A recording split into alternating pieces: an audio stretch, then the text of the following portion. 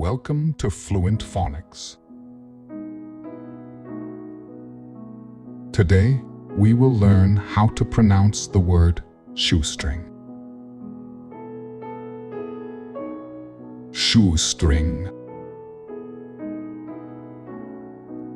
Shoestring. Shoestring.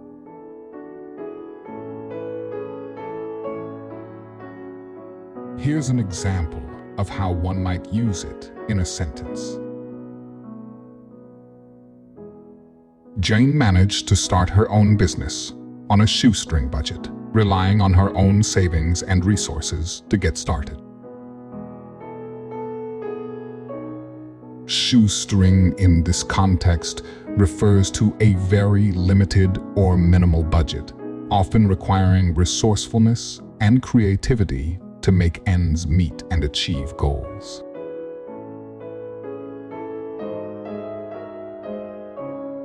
Thank you for your time. If you enjoyed this, please like and subscribe for further content.